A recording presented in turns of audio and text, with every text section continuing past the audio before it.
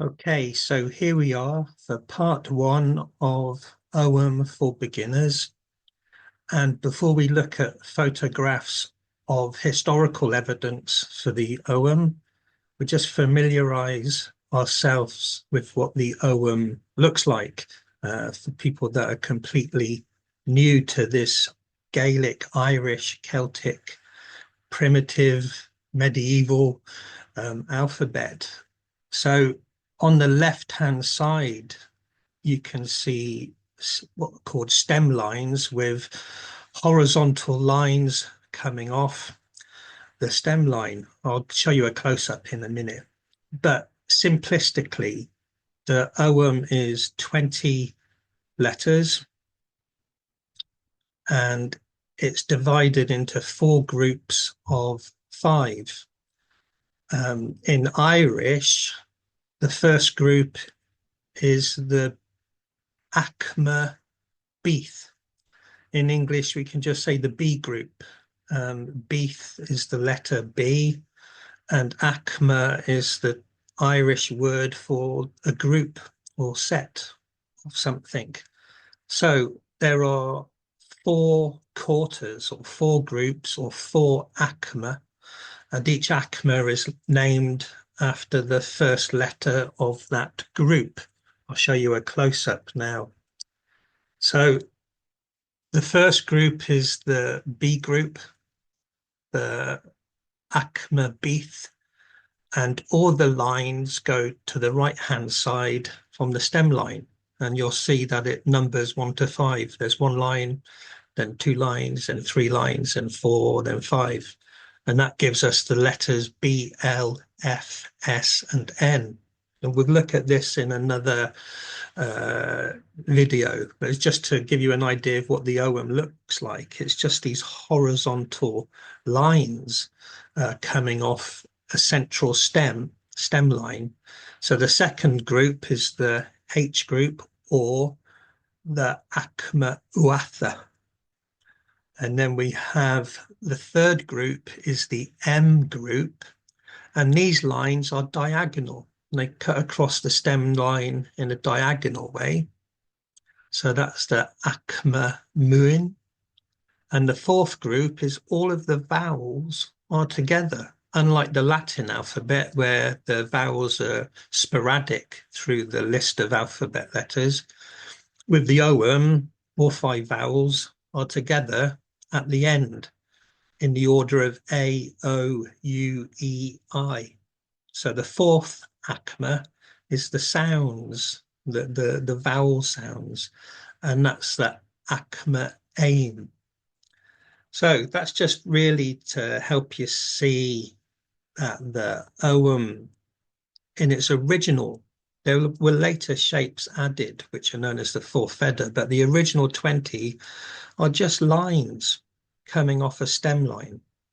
Now, to understand how the Ogham spread, I'm going to be talking a little bit about groups of people in history, not too heavy, just a little bit, but it originates with something called the Celtic sea trade, which was Iron Age, 400 years before the earliest Ogham writings.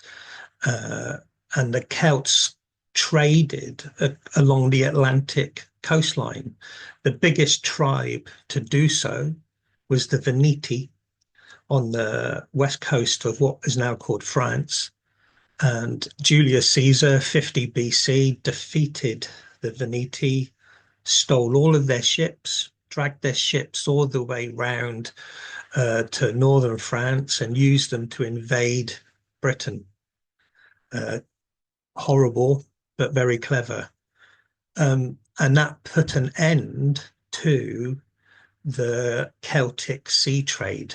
It was now controlled by Rome when the Celts of Gaul were defeated. That meant the Irish sea trade was also defunct because Rome eventually controlled Britain. So for 400 years or so, during the Roman occupation of Britain, Ireland was out on a limb as it were. But when Rome finally left at the beginning of the 5th century, Britain was free and Ireland was free to trade with the British people on the east side of the Irish Sea. And that's when the earliest evidence of the Ogham writing appears. The Irish sea traders start placing Ogham stones in Wales and Isle of Man and Scotland, and it spreads across the Irish Sea. So here's a little diagram to give you a picture of the British Isles during the 6th century. It's known as the Dark Ages, partly because it was war and chaos and power struggles, partly because we don't know a great deal about it. There's not a lot written about it, relatively speaking. You know, there are bits and pieces.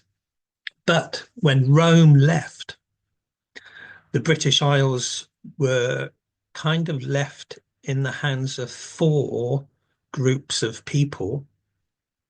And this diagram represents the kind of spirituality or the belief systems and culture of those 4 groups of people.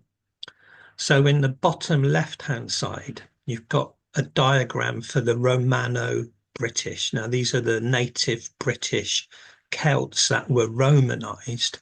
And the picture there is the head of Lugus from the town of Bath, city of Bath, near Bristol.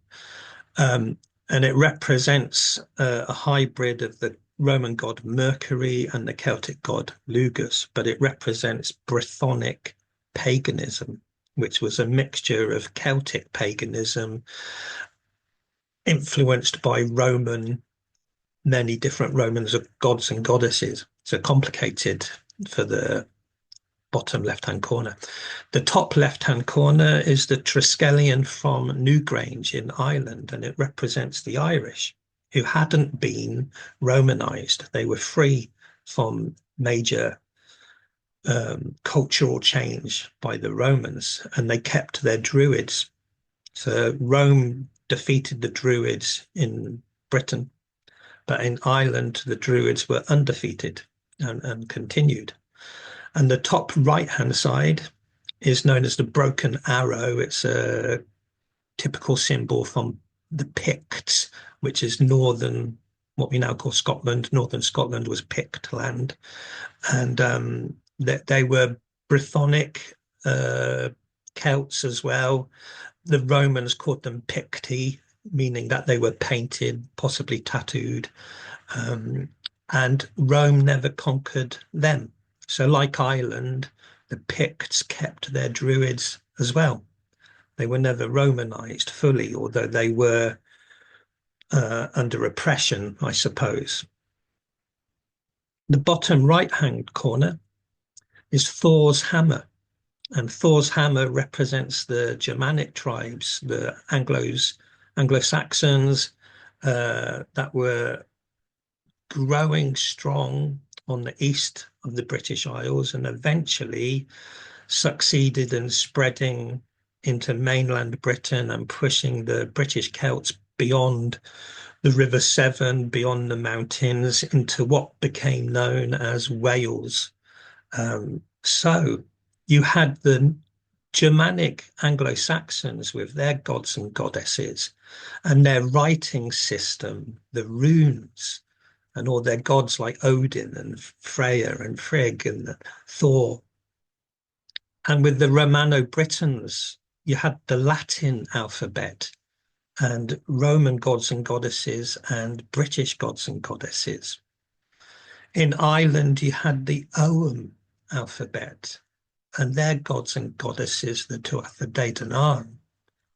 And in the Pictish lands, we know so very little about their belief systems. And then what happened was, with the Saxons, you had the runes. With the Irish, you had the Ogham. With the Romano-British, there was Latin. And that which suppressed them all eventually is the circle in the middle.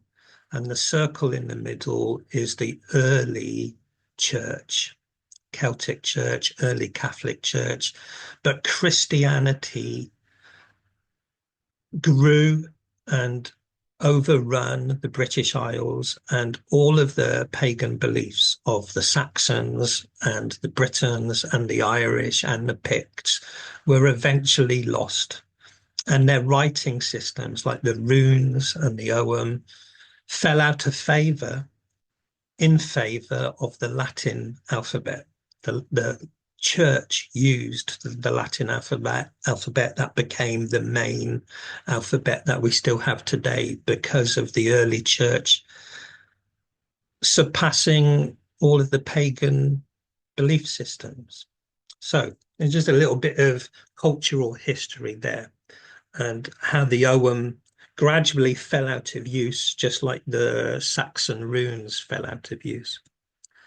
So here's a drawing of mine for another project. The oldest evidence we have of the Ogham are inscriptions upon stone. We call these pillar stones, but I'll tell you another name for them later on. They're the oldest evidence to survive because the stone survives the weather.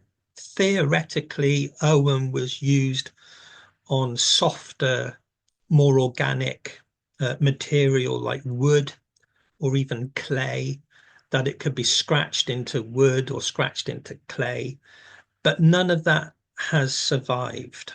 So the oldest evidence we have are these stones, which possibly go back to the 3rd century AD or the 4th century AD. That the Ogham is older is theoretical. Again, there's no older evidence than the 4th century pillar stones, which some might be 3rd century, but that's more wishful thinking than definite. So definitely 4th century onwards is the evidence of the Ogham writing system. Maybe one day archaeologists will find the Ogham scratched on very old bone or old wood or something. That would be great.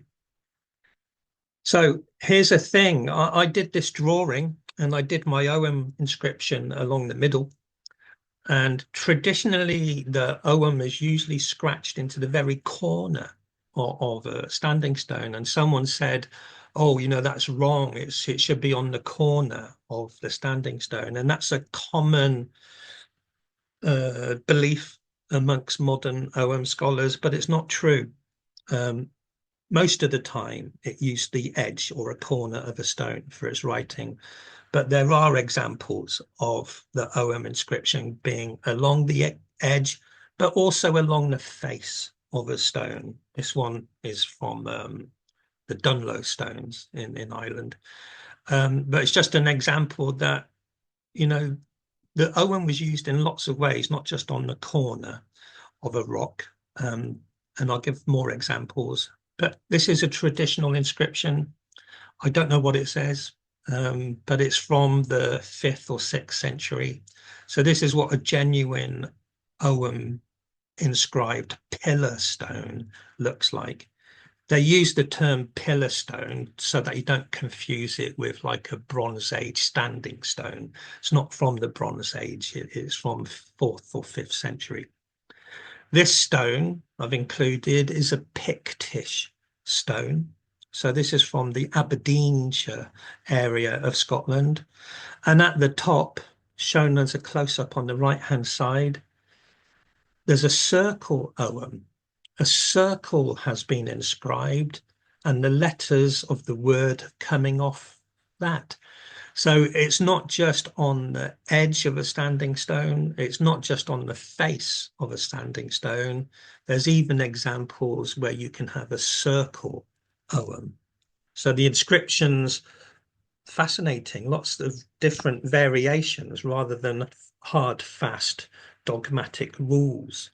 This is known as the Logie Elphin stone from Aberdeenshire. It's got wonderful Pictish symbol carvings on it and the circle Ogham above. Again, this is modern. This is a modern stone in Ireland, a monument in some town somewhere, but they haven't done the Ogham on the corner or edge of the stone. They've done it on the face of the stone.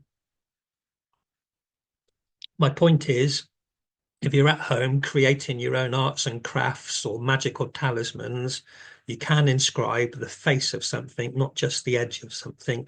You could even get creative and do circle Oghams.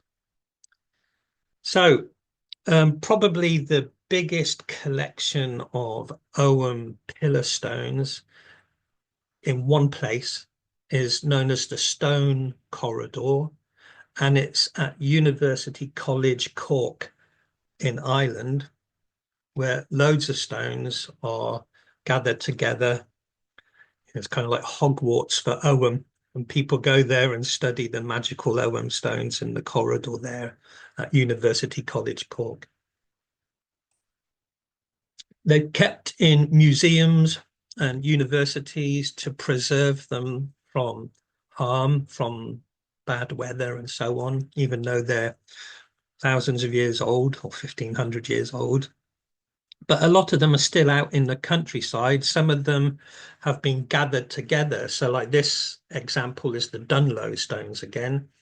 But they all came from different places. They were individual stones in the landscape, and they were brought together as a kind of tribal meeting and had a fence put around them, which is another way of trying to preserve them from harm, but they've been taken out of their original location. So this is a modern day presentation of stones from lots of different fields in the area, but they weren't originally forming a stone circle or crescent moon as they are today. Some are still in the middle of nowhere in the fields and have fences around them, like this one, to protect them as best as can be. Here on the left, another one protected by a fence. But they're not all even protected by fences. The one on the right is just in a woodland somewhere, kind of more magical, I guess, but prone to the damage that can be done by people visiting it or even animals scratching themselves against it and things like that. So it's difficult, you know, do you preserve things for future generations, or do you leave things where they originally were? You know, that's a big thing to decide, but that's just the way of things at this moment in time. Some are huge. I don't know where this is, but the woman is dwarfed by this stone, you know. Um, some are lying down flat on the ground, you know, could easily be covered and overgrown. So there probably are many Ogham inscribed stones buried underground, long forgotten. This one is in South Wales, and it's been used as a window shelf. You know, there's a lot of evidence of Ogham inscribed stones being reused for new structures or just part of a wall or a doorway.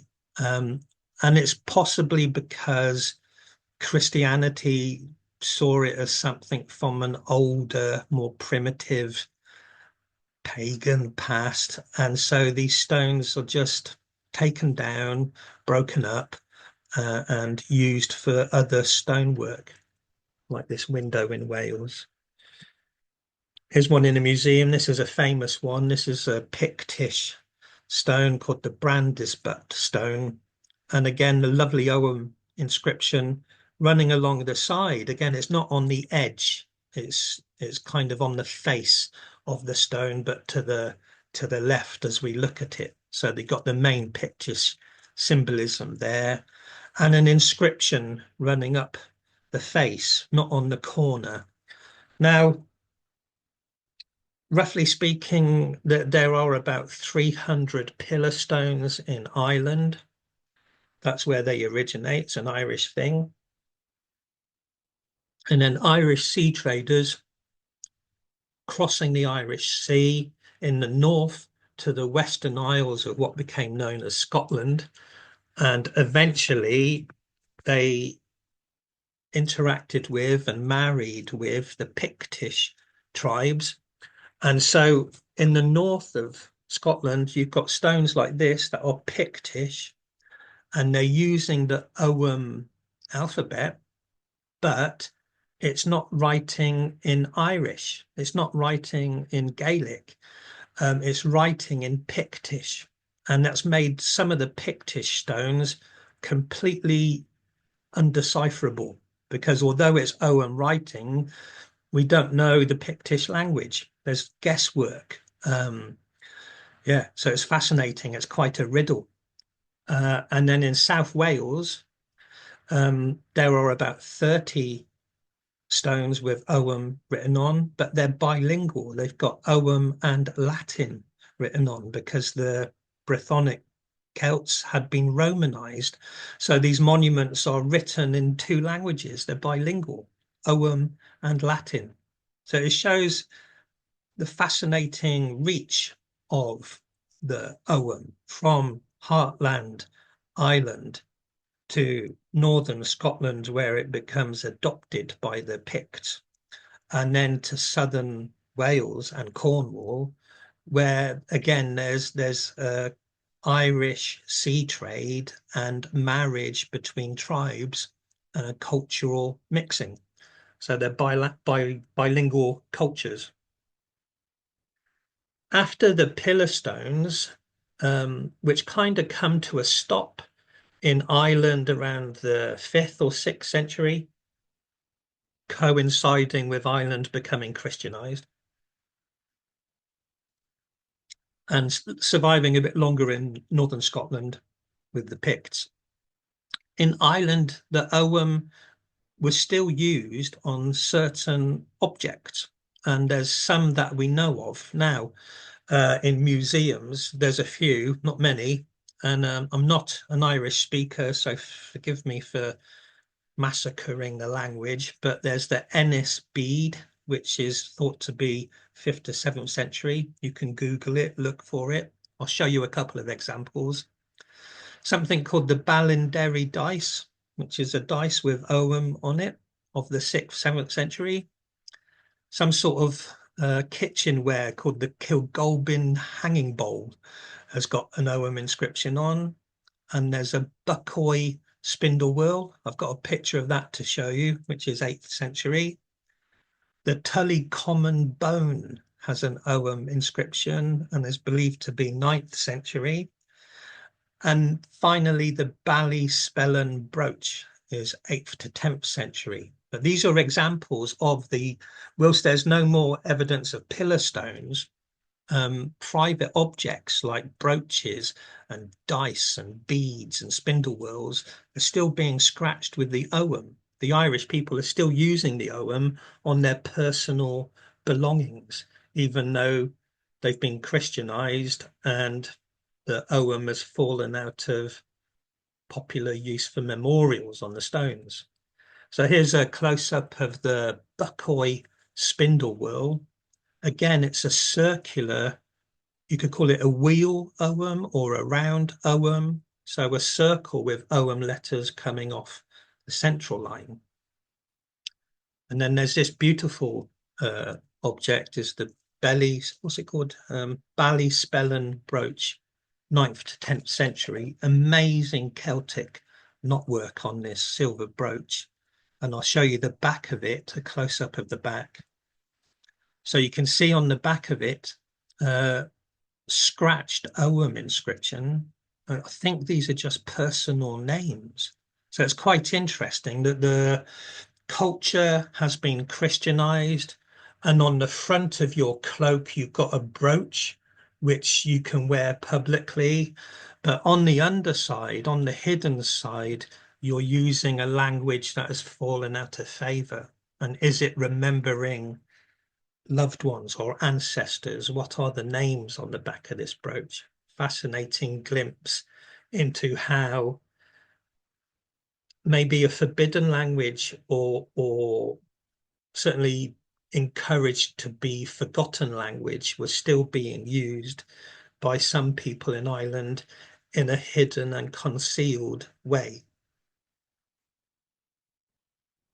So when we get to the archaeology, the stones, the pillar stones, those inscriptions, the very old ones are known as Orthodox Ogham inscriptions. And even I would say that the brooch and the spindle wheel with inscriptions on can be considered as Orthodox.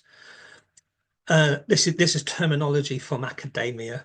So the old Ogham inscriptions, primitive Irish, are Orthodox inscriptions. And then there's what they call Scholastic inscriptions. And they're the Ogham evidence, the Ogham writing in books, in manuscripts, written much longer after the Orthodox inscriptions were first used. So the most famous one, the oldest of the Scholastic ones, is a book called, it's a compilation of essays. It's called the Book of Ballymote, and it dates to around 1390 AD. So it's the end of the 14th century. So before this book, you've just got the pillar stones, the Orthodox inscriptions on the stones, and brooches and spindle wheels. And then 14th century, you get your first book explaining the Ogham. And this is a complicated topic. We'll look at the medieval Scholastic Ogham in future videos. Here's just a glimpse at just the top of that page to see how complicated it is. And another glimpse is at the bottom of that page are these diagrams, which are fascinating. And there's lots of good ideas about them, but it's all guesswork, myself included. You know, the one in the middle is called the Fedge Fin, and it's often translated as Fion's window or Fion's ridgepole, but that's not what it says on the book. It says Fedge, Fege, and Fin, Fin. It's not necessarily the culture hero Fionn McCool. You know, it may be, it may not be, but these are ideas, you know, so these are things to explore in the future, the scholastic written evidence, if you like. And that gets simplified, I guess, into two areas. The first area is the most common amongst people that want to do readings, you know, like to use the Ogham to do readings, like people use the runes to do readings. So from the scholastic medieval writings, there's something called the Briatha Ogham. And they're word kennings. They're like short 2 or 3 word phases that give an explanation for each letter of the Ogham. And so when you pull a Ogham out of a pouch, you can think of the word kenning for it, and that'll give you a meaning for a reading. Also, from the 14th century manuscripts is something known as the Auracept Nanices, which in English is the scholar's primer. It's kind of a manuscript about language and poetry and writing and so on. The important thing with the Auracept Nanices, which is 1390, Book of Ballymote, 14th century, is that's the origin or the earliest evidence that we have that each letter of the Ogham is a tree. So B, the birch tree, L, the rowan tree, and so on. That comes from the 14th century Auracept Nanices. So there's 2 avenues there, I suppose, from the scholastic medieval Ogham evidence. Word kennings to do readings with your Oghams, and Auracept to give you a tree for each tree of the Ogham alphabet. That's your evidence. They're the building blocks upon what all modern studies are based upon. Doesn't matter if you're looking at my books or someone else's books. That's all there is. There is just the archaeology of the stones and a few household objects. And then there's the medieval manuscripts and what we make of them. That's all there is. Everything else is modern day personal insights. And there's nothing wrong with that. We mustn't be gagged or silenced. You know, we should explore and invent and discover and bring it all to life, you know. And the easiest way of keeping your sanity with that is just to say we're sharing ideas. That there is no dogma. You can't get into an argument about it is this way, it must be this way, and that way is wrong, and da da da da da. You know, we're all individuals. If it works for you, it works for you. And keep your sanity by saying this is an idea. This is an idea that works for me. You're welcome to use it or dismiss it. It doesn't matter, you know. So be relaxed, be free. The evidence is here, the pillar stones and the medieval manuscripts. Everything else is modern day conjecture and exploration and sharing of ideas inspired by the past. We can never really know what someone was thinking in the 4th century when they were inscribing a stone. You know, we can only guess. So I mentioned it earlier, in the modern day, we say pillar stones so that we don't confuse pillar stones with standing stones. Standing stones are prehistoric megaliths. Pillar stones have been placed in the 4th century, 5th century and inscribed. But the oldest laws in Ireland are known as the Brehon laws, and they date to about the 7th or 8th century. And they describe stone monuments with fair writing upon them. And they call those monuments galan. I don't know, that's how you pronounce it. That's how it looks to me, galan. A Gaelic speaker might pronounce it differently. But from the Brehon laws, there were these stones, galan, with fair writing upon them. So I would think that what we call pillar stones, the old Irish called galan, you know, fair writing. And there's a lovely phrase that these monuments, you know, they're inscribed to carry a message forever. That as long as that stone is there, that message lasts forever. And so they're called ever burning candles of fair writing. Ever burning candles of fair writing. What a beautiful idea.